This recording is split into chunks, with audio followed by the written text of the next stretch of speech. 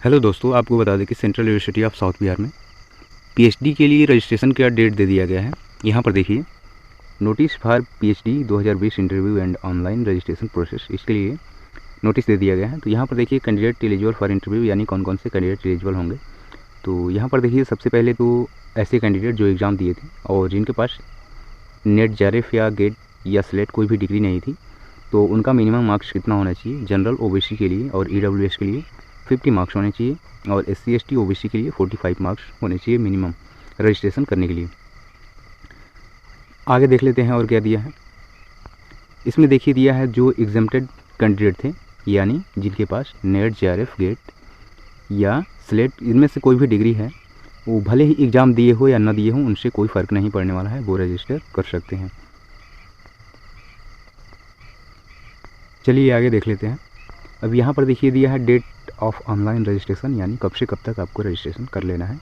तो 5/11 यानी आज से 8/11/2020 12:45 PM, यानी आज से 8 नवंबर 2020 तक रजिस्ट्रेशन की प्रक्रिया चलेगी। अब देखिए इसमें दिया है process of online payment come registration for interview through SBI collect, यानी SBI के थ्रू आपको पेमेंट करना है। पेमेंट का यहाँ पे देखिए सारा कुछ स्टेप दिया हुआ है, आप नोटिफिकेशन में जाकर वहाँ से रीड कर सकते हैं क्या क्या दिया हुआ है। चलिए आगे देख लेते हैं और क्या दिया है। फ़ी देखिए, जैसे UG PG के लिए जितना रजिस्ट्रेशन फ़ी दिया गया था, सेम फ़ी यहाँ भी दिया गया है। अब ये देखिए कितना दिया है। UR OBC EWS के लिए 500 और SC ST PWD के लिए 200 रुपये। तो UG PG कोर्सेज के लिए भी इतनी ही फ़ीस रखी गई थी और इसके लिए भी इतनी ही फ़ीस है। अब देखिए इसमें क्या करना है, आगे देख लेते हैं।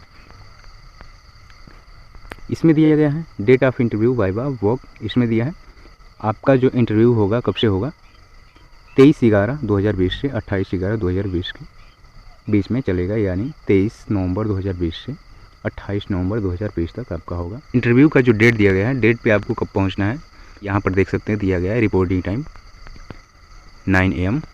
तो इस पर पहुँच जाना है आपको और क्या करना है, जाकर अपने खुद को वहाँ पे अटेंडेंस लगाना है।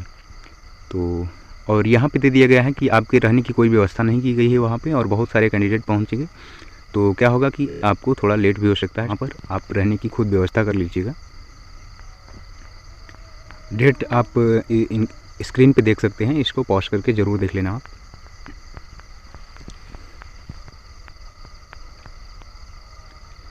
अब इसमें देखिए दिया गया है process after declaration of merit list, यानी मेरिट लिस्ट आपकी 30/11/2020 को शाम 5 बजे आ जाएगी, यानी 30 नवंबर 2020 को शाम 5 बजे रिलीज कर दी जाएगी कितने कैंडिडेट सिलेक्ट हुए हैं।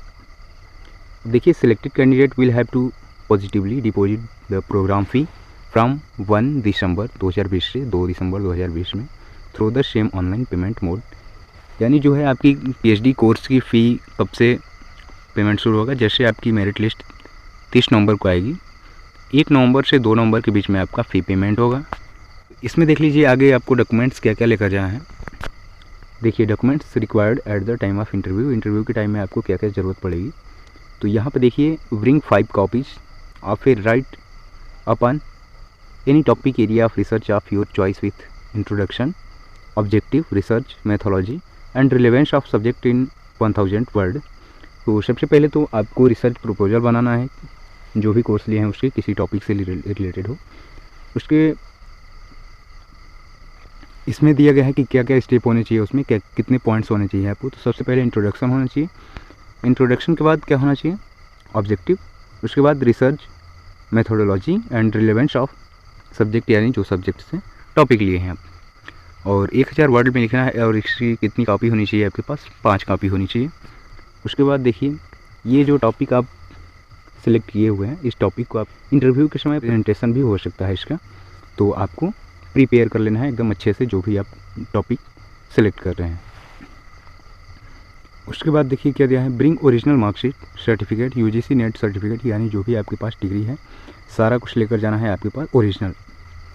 On the date of interview the registered candidate is required to appear the person along with CUSET 2020 admit card. In case CUSET admit card is misplaced they should bring along a copy of the filed FIR along with the identity proof.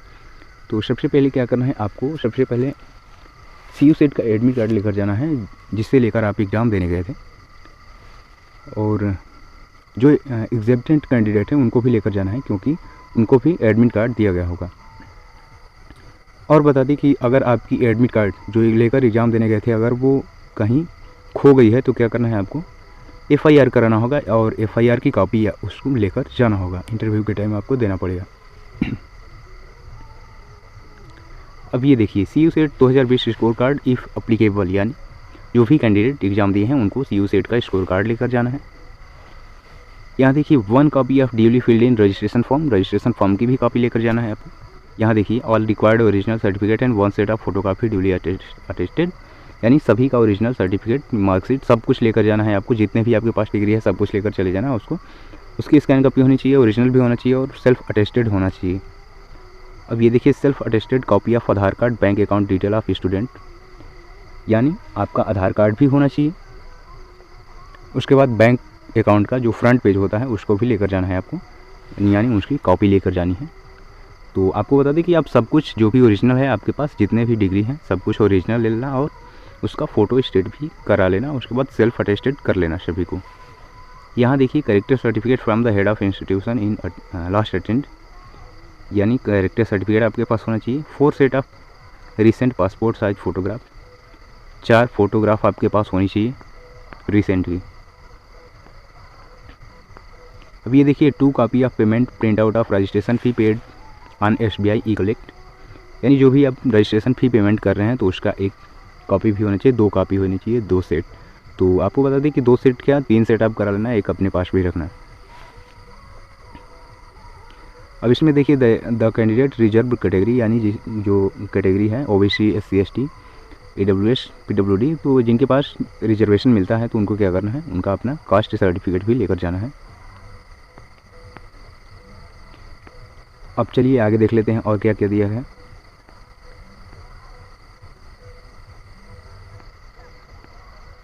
अब यहाँ देखिए